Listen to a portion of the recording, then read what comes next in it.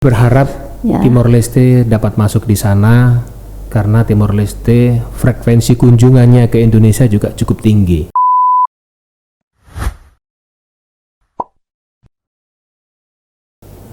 Halo makhluk sirah, sur makhluk valeu hau Guilhermina Franco e podcast STL. By edição hoje, a me convida chefe de imigração KBRI Dili, Bapak Eben Rifki Taufan Sitopu. Halo Bapak, selamat datang. Terima kasih, selamat pagi. Bapak Eben, saya bisa panggil Bapak Eben? Bele. Oh, Bele, oke.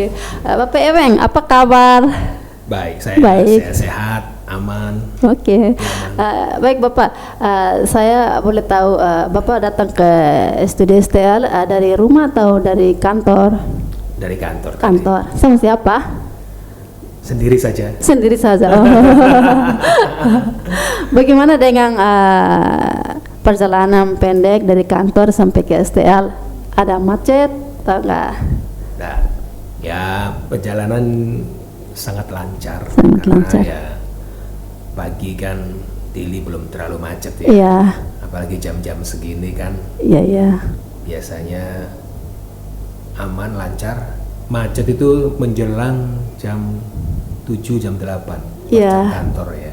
Itu saja. Oke.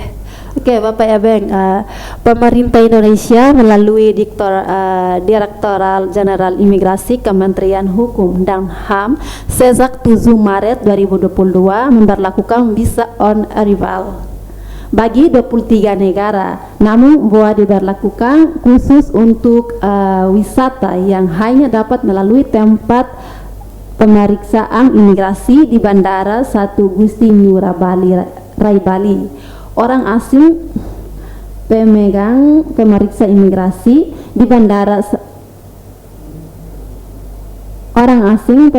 buat khusus wisata bisa keluar melalui tempat pemeriksaan imigrasi mana saja. Namun dari 23 negara bisa bahwa Timor Leste tidak termasuk. Bapak bisa jelaskan mengapa Timor Leste tidak termasuk negara yang bisa mendapatkan bahwa padahal kan negara kita Indonesia sama Timor Leste kan tetangga loh. Iya. Baik, jadi begini. Ya, kita pertama bersyukur ya bahwa COVID ya 19 sekian hari semakin menurun. Ya. Di Indonesia juga sudah mulai menurun dan diharapkan ada geliat ekonomi itu mulai berjalan. Ya. Salah satunya adalah pariwisata di Bali. Ya, Bali ini kita tahu adalah tempat wisata yang sangat populer dan banyak dikunjungi orang. Ya. Maka pemerintah Indonesia memulai untuk sebenarnya ini uji coba ya. Dan dimulai di Bali. Uji coba ini dilakukan supaya perekonomian Bali khususnya mulai berjalan kembali. Ya, mulai dari hotel atau penginapan, makan, restoran, semua diharapkan bergerak kembali. Dan di sana diuji coba juga tanpa karantina. Tanpa karantina. Dan dibuka visa kunjungan saat kedatangan atau visa on arrival. Ya. Tadi kan disampaikan kenapa kok Timor Leste belum masuk. Sebenarnya ini uji coba seperti yang saya sampaikan tadi. Ada 23 negara yang bisa masuk Indonesia melalui Ngurah Rai untuk tujuan wisata ya. Ini tentu ada evaluasi setelah ini. Dan setelah ada evaluasi nanti tentu diharapkan makin baik hasilnya. Tentu ada negara-negara yang akan dimasukkan dalam daftar negara yang bisa masuk di sana. Mudah-mudahan Timor Leste nanti masuk. Kami berharap Timor Leste dapat masuk di sana karena Timor Leste frekuensi kunjungannya ke Indonesia juga cukup tinggi. Ya. KBRI Dili berharap agar supaya Timor Leste bisa masuk di sana. Itu harapan kami. Mudah-mudahan dan pembukaannya dan pintu masuknya, harapan kami sebenarnya tidak hanya di Bali, tapi bisa masuk melalui pintu Mota Ain, Mota Masin, juga Wini yang ada di Okusi. Itu sudah bisa bebas visa, harapan kami sebenarnya ya, karena seperti yang disampaikan tadi, di samping kita dekat, kemudian masyarakat perbatasan di Timor Leste dan Indonesia itu masyarakatnya kan memang keluarga ya, kunjungan keluarga paling banyak sebenarnya, dan ini kalau saya perhatikan sangat memprihatinkan apabila kalau ini sulit dilakukan ya, kunjungan ini sulit, ini memang sangat memprihatinkan karena beberapa hari kemarin kami, Pak Dubes dengan kami sempat mengunjungi beberapa pos perbatasan dan memang mereka menginginkan supaya dibuka karena kunjungan keluarga seperti untuk acara-acara adat ya, itu sangat sering di sana. Nah, kalau sampai ini ditutup berarti pertemuan mereka nanti hanya di pintu batas saja ini, seperti lagu aja di pintu batas gitu. Itu ya. Ya, diharapkanlah semoga Timor Leste dan Indonesia pintunya dapat bisa buka kembali, artinya masing-masing sudah bisa bebas visa kembali itu. Ya, tadi katanya tanpa karantina ya. Berarti tanpa tes ya, swab. Kalau PCR test tetap harus dibawa. Ya, tetap dibawa PCR test. Namun ketika berada di Ngurah Rai, nah di sana diharapkan sudah mempunyai atau memegang bukti untuk menginap di hotel 4 hari minimal di sana. Jadi ya itu tanpa karantina, jadi sudah bisa jalan-jalan di Bali itu, menikmati wisata Bali di sana. Itu. Baik Pak, masalah kawin silang dan warga negara Indonesia yang tidak memiliki dokumen menjadi masalah bagi Timor Leste dan Indonesia untuk diselesaikan bersama. Bapak bisa menjelaskan tentang masalah ini? Ya, ini menurut saya penting sekali. Ya. Tadi kan di awal saya bilang bahwa Indonesia dan Timor Leste ini kan dekat ya, bertetangga. Dan terjadilah di situ kawin mawin lah katakanlah begitu, atau sebagian dipersatukan oleh domin ya, dipersatukan oleh cinta. Iya kan? Nah, mereka akhirnya berumah tangga. Ya kan? Berumah tangga, mempunyai keturunan, sampai bahkan ada yang punya cucu. Tapi yang menjadi masalah adalah beberapa dari mereka sebenarnya ternyata sudah tinggal sebelum Timor Leste menjadi negara sendiri ya, atau berdaulat ya, atau merdeka.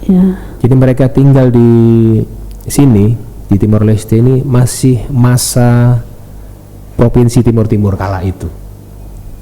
Mereka berumah tangga, kemudian terpisahkan. Kan misalnya contoh seorang ibu yang ternyata keluarganya adanya di Atambua. Nah, si suami adanya di Bobonaru misalnya kan. Nah, ini kan dekat. Pertama kunjungan susah, dan ternyata kedua si ibu ini tidak pernah punya dokumen. Tidak pernah punya dokumen paspor karena memang sudah tinggal di zaman Timur-Timur saya bilang. Nah, yang menjadi masalah untuk anak-anak mereka ini ternyata untuk mendaftar seperti menjadi polisi ya, atau menjadi bekerja menjadi tentara di Timor Leste, kan anak-anaknya sudah warga negara Timor Leste. Ternyata mensyaratkan bahwa seorang ibu harus punya KTP Timor Leste. Nah, ini tidak punya daya. Karena tidak punya ini, akhirnya anak ini nggak bisa menjadi polisi atau tentara ya, karena mungkin dia bercita-cita ingin menjadi itu kan gitu kan. Kemudian untuk mendapatkan beasiswa juga sulit. sebenarnya harapan kami ya untuk orang-orang yang sudah tinggal lama di Timor Leste, sudah punya keluarga di sini, sudah berumah tangga di sini, punya anak cucu di sini. Harapan kami pemerintah Timor Leste memberikan kemudahan. Apalagi mereka ini sebenarnya ingin menjadi warga negara Timor Leste. Ya wajar, karena memang mereka sudah tinggal di Timor Leste cukup lama ya, puluhan tahun. Dan keluarganya yang di Atambua bahkan sudah agak jarang dikunjungi, bahkan sampai sekarang belum berkunjung karena dia harus melintas dengan paspor kan, karena nggak punya paspor, nggak punya identitas. Nah itu makanya yang bersangkutan akhirnya berharap kepada pemerintah Timor Leste supaya diberi kemudahan untuk dapat menjadi warga negara Timor Leste. Amin. Baik Pak, bagaimana visa untuk anak-anak Timor Leste yang melanjutkan studinya di Indonesia? Oh ya, kalau untuk anak-anak sekolah atau mahasiswa yang kuliah di Indonesia, ya seperti kita tahu bersama bahwa warga Timor Leste, anak-anak Timor Leste cukup banyak yang kuliah di Indonesia. Ya kalau diperhatikan pun sebenarnya mahasiswa Timor Leste menduduki urutan teratas juga di Indonesia sebagai mahasiswa yang kuliah di Indonesia. Dan di masa pandemi corona ini, untuk mengurus visa untuk tujuan sekolah, dia harus diuruskan atau diajukan oleh pihak sponsornya. Oleh pihak sekolah dalam hal ini. Pihak sponsor adalah pihak sekolah. Kenapa pihak sekolah? Karena pihak sekolah inilah nanti yang akan bertanggung jawab terhadap keberadaannya, kegiatannya selama di Indonesia. Setiap universitasnya? Iya, jadi ketika dia kuliah misalnya dia kuliah di mana? Universitas di Kupang kah? Atau di manapun, atau di Bali, universitas ini bertanggung jawab untuk mengajukan permohonan visa yang bersangkutan. Jadi jenis visanya adalah visa tinggal terbatas. Nah ini perlu saya ingatkan karena saya sudah mendengar ada beberapa anak yang ingin sekolah di Indonesia, ternyata dia menggunakan visa kunjungan, bukan untuk sekolah. Bahkan pernah saya lihat visa kunjungan untuk bisnis. Ini keliru. Beberapa hari yang lalu saya mendapat telepon dari orang tua anak ini, salah satu anak yang berada di Jogja. Dia sampaikan kepada saya, Pak, setelah sampai di imigrasi Jogja ternyata permohonannya ditolak. Oh kenapa begitu? Coba saya lihat. Kirimlah data-datanya. Dikirim, saya lihat ternyata benar. Jadi anak ini menggunakan visa kunjungan untuk bisnis, padahal tujuannya sekolah. Nah, jadi seperti yang saya sampaikan tadi, kalau sekolah harus menggunakan visa tinggal terbatas. Nah, itu pihak sekolah yang ngurus. Dan yang membuat tidak nyaman adalah ternyata dia mengurus visa kunjungan itu dengan harga yang cukup mahal. Setelah saya tanya lagi, ternyata melalui agen ya, agen perjalanan atau apalah namanya itu, yang menentukan tarif tentu mahal. Ya ini tidak bisa juga gimana ya kita minta kembali, karena memang kalau yang namanya pihak agen menguruskan itu kan pasti punya tarif ya. Ya makanya saran kami, kembali informasi dapatkan dari KBRI Dili. Dan kalau mengurus visa untuk sekolah, pastikan yang mengurus adalah pihak sekolah. Kalau terjadi seperti sampai Bapak sampaikan itu bisa deportasi ya? Iya, jadi kalau datang ke Indonesia dengan visa yang tujuannya berbeda atau tidak tepat, dan imigrasi melalui pengawasan orang asingnya mendapatkan itu, maka akan dideportasi. Ini solusinya bagaimana Pak? Iya, makanya tadi kalau mau masuk Indonesia dengan tujuan sekolah, pastikan komunikasi dengan pihak sekolah. Nah, pihak sekolah sampaikan bahwa pihak sekolah ini yang bertanggung jawab untuk mengurus visanya. Sebenarnya pihak sekolah tahu itu, ya. Cuman kadang saya merasakan anak-anak ini sudah nggak sabar lagi ingin berangkat ke Indonesia, kan begitu, ingin sekolah. Nah, gitu ya. Jadi tentu persyaratannya sudah ada surat rekomendasi dari Kementerian Pendidikan dan Kebudayaan untuk sekolah di salah satu universitas di Indonesia. Itu. Oke, Bapak, kelihatannya Bapak terlalu serius. Oh iya, saya bisa tanya sekarang umur Bapak berapa? Waduh. Ini umur saya ya masih muda sih, masih muda. Ya 53 lah. 53, aduh. Kalau 53 itu masih sudah tua, tapi kelihatannya masih muda seperti iya. Waduh, terima kasih lah kalau gitu. Seperti 25 tahun. Wah. Iya. Ya, Bapak, masalah orang masuk dan keluar dari Timor Leste dan Indonesia melalui jalan tikus atau ilegal, dan Bapak bisa menjelaskan tentang masalah ini? Ya, memang kalau dipikir-pikir memang ketika seseorang dilarang untuk masuk misalnya, ya, pasti orang tersebut akan mencari cara, ya kan. Jadi kita tahu bahwa setiap perlintasan harus melalui pemeriksaan keimigrasian di tempat pemeriksaan imigrasi. Contohnya di Mota Ain, ya, Batu Gade dan Mota Ain. Tapi apa yang terjadi, banyak sekali orang-orang yang melintas tidak melalui pintu itu, tidak melalui pemeriksaan keimigrasian. Mereka melalui jalan-jalan tikus, jalan-jalan ilegal. Ya.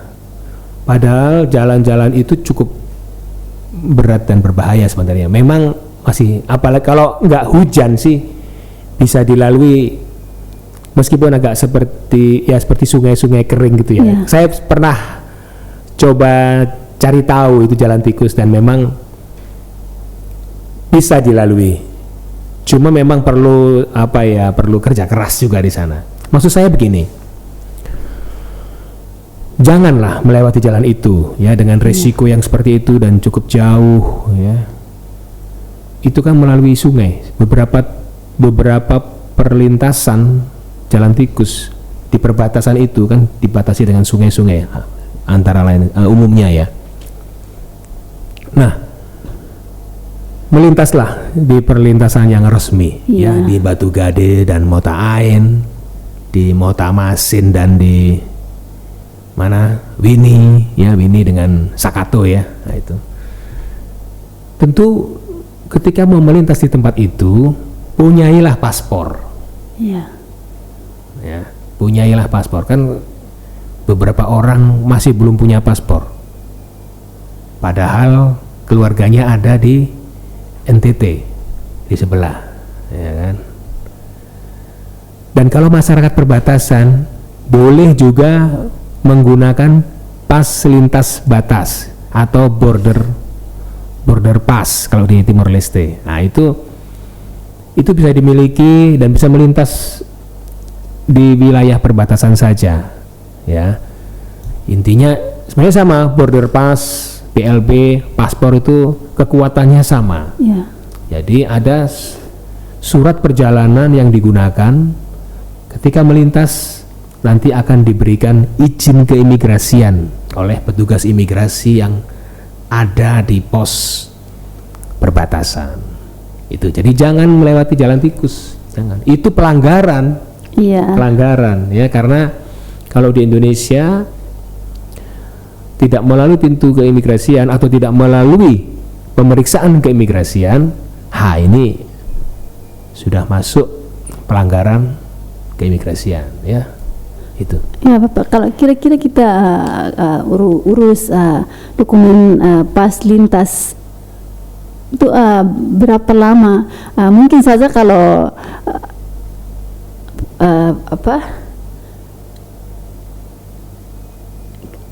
orang-orang masuk ilegal karena lama ya prosesnya pas lintas yang mau.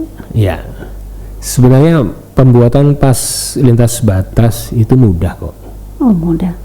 Ya, kalau orang-orang Indonesia pembuatannya bisa dibuat di pos-pos perbatasan itu, bisa dibuat di situ, tinggal melampirkan KTP dan foto ya, kemudian nanti diberikan pas lintas batas. Kalau border pass yang dari Timor Leste pun sama, dikeluarkan oleh imigrasi Timor Leste. Ya. Itu 1 hari selesai itu sebenarnya itu. Nggak susah karena memang itu digunakan untuk masyarakat perbatasan saja. Mereka berdua situ saling kunjung mengunjungi untuk acara adat, apapun itu, mau acara pernikahan, acara penguburan. Nah, itu diperlukan. Ya, jangan sampai kita mau melintas paspor kita belum siap atau pas lintas batas kita belum siap ya. Jadi kalau kita sudah berencana ya jauh-jauh hari dibuatlah paspornya, dibuat juga visanya karena sementara ini untuk masuk Indonesia harus menggunakan visa. Mudah-mudahan lah corona ini makin turun dan pemberlakuan bebas visa kembali dilakukan. Amin. Baik Pak, katanya Bapak penyanyi. Saya bisa tahu beberapa lagu yang Bapak sudah. Iya. Ya memang selama saya bertugas di Timor Leste, khususnya pada saat COVID ya kemarin sekitar tahun 2020 ya bulan Maret itu, kan terjadi pembatasan orang untuk masuk Indonesia. Di sini kita juga ada yang namanya work from home ya kan. Akhirnya dengan teman-teman saya bilang kita bikin kegiatan lah ya kan, Sabtu Minggu khususnya kita bikin lagu, nyanyi, dan akhirnya saya membuat nyanyian bersama teman-teman. Dan sebagian lagu saya ada di channel YouTube saya. Lagu apa saja? Udah cukup banyak lagunya. Mungkin ada yang lagu original itu ada sekitar 9 lagu yang sudah saya upload itu, yang mungkin orang-orang di Dili khususnya yang tahu itu ada lagu yang berjudul Agradecenai. Atau yang terbaru sekarang ada Saimundu Nia Naroman. Nah itu berarti tetun ya? Tetun. Bahasa Tetun. Ada juga Mata Dalan yang beberapa orang suka. Ada juga lagu-lagu berbahasa Indonesia, lagu-lagu rohani. Itu saya nyanyikan dengan penyanyi Timor Leste yang suaranya bagus-bagus, antara lain Maun Gerson. Iya, Gerson. Kemudian Mana Martinya Sousa. Kemudian ada lagu Natal yang kami nyanyikan bersama-sama dengan Marvi dan teman-teman semua. Ada penyanyi cilik namanya Michelle. Saya suka dia, suaranya bagus sekali. Coba Bapak nyanyi dulu saya. Aduh.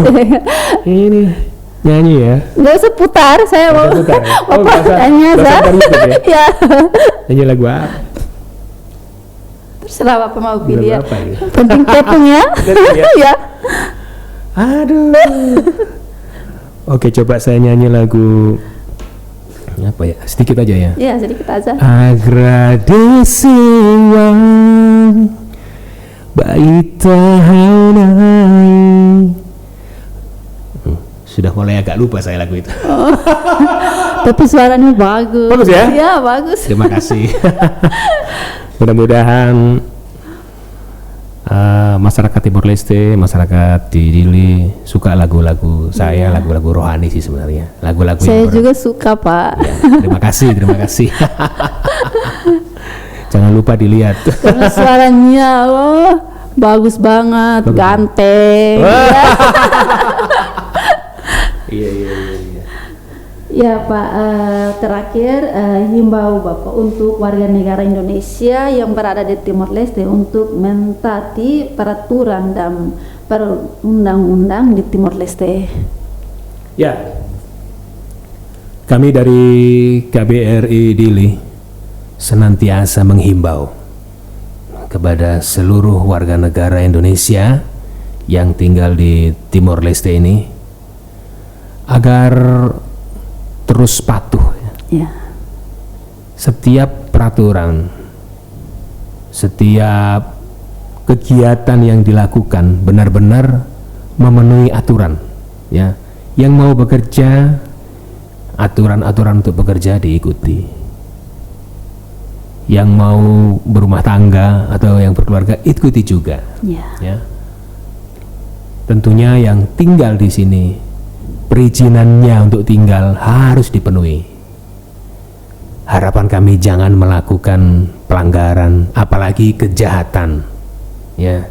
Jangan sampai terlibat atau berhubungan dengan yang namanya pihak berwajib, yang berhubungan dengan pidana, apalagi aduh itu sangat melelahkan dan menguras pikiran, ya. Seperti diketahui banyak sekali, ya cukup banyak ya, warga negara Indonesia datang ke KBRI itu mengeluhkan, ya sementara ini banyak kasus-kasus adalah kasus-kasus KDRT sebenarnya, kekerasan dalam rumah tangga, ya. Saya jadi tersadar ya, mestinya dalam rumah tangga, kalau kita membentuk satu rumah tangga itu kan ikatan cinta, ya, saling mencintai. Ayolah, bahagialah dalam rumah tangga, ya. Jangan sampai pukul-pukulan gitu loh, ya kan. Jangan sampai, kalau cubit-cubitan nggak apa-apa, tapi jangan pukul-pukulan. Ini sakit ini, iya kan. Pukul-pukulan, bengkak, ya kan. Lapor, Pak, saya ingin pukul kan saya lapor polisi. Itu Pak, saya bikin pulang Indonesia sudah. Pulangkan saya pada orang tuaku. Ah ini kan, janganlah gitu, ya kan. Sudah diambil dia dari orang tua, tentu harus dijaga baik-baik, ya. Harus bisa bahagia gitu loh, ya kan. Rumah tangga ada masalah itu biasa, ya, tapi disitulah apa namanya nikmatnya berumah tangga. Ada sedikit masalah, sedikit diselesaikan sama-sama, dibicarakan sama-sama, jadi semua jadi enak kan gitu, ya kan.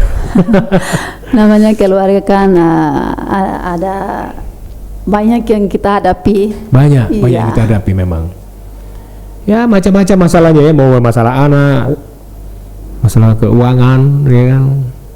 Itu semua bisa jadi masalah. Tapi bagaimana kita bisa memahami bahwa ya inilah rumah tangga. Ketika ada masalah ya dibicarakan bersama, diselesaikan bersama kan gitu. Baik Pak, terima kasih untuk kedatangan Bapak di podcast STL. Saya harap Bapak bisa jadi penyanyi yang terbaik ya. Amin, puji Tuhan ya. Saya juga berharap begitu. Selama saya bertugas di sini, apapun yang saya buat di sini kiranya bermanfaat. Ya, ya sejujurnya Timor Leste ini tempat yang nyaman. Amin. Ya, kalau kita lihat alamnya, udara bersihnya, ya kan, masyarakatnya, saya lihat jauh yang namanya kerusuhan hampir dibilang tidak ada, ya, nyaman menurut saya. Ya saya kira sama ya masyarakat di Timor Leste dengan NTT ini kan kulturnya sama. Iya. Rasa mengasihi itu ada, sangat religius juga, ya kan.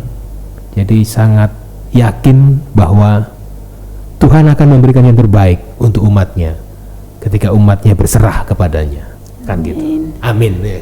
Jadi Bapak nikmati ya? Nikmati, sangat menikmati. Saya sangat senang sekali di sini, nyaman. Apalagi ada Kristore, saya bisa olahraga, dan Kristore ini kan buat saya menguatkan fisik, ya kan. Jadi kalau kita mempunyai masalah dengan lutut, ya ini Kristore ini bisa menjadikan jalan keluar supaya lututnya menjadi kuat. Ya jalan pelan-pelan tapi jangan keras-keras, nanti tambah sakit malah. Sering ke sana? Saya sering, hampir seminggu sekali lah. Saya mendaki Kristure, turun, baru saya pulang. Pantas kelihatannya Masih fisiknya segar, ya? Iya. segar. Saya olahraga terus soalnya. Ya. Itu dia. Baik Pak, terima kasih banyak. Sama-sama, terima kasih. Ini. Saya juga senang sekali diundang di sini. Terima kasih. Terima kasih. Maluk siraro hambay dan podcast ho Bapak Ebeng Rifki Taufan Sitopu. Adios.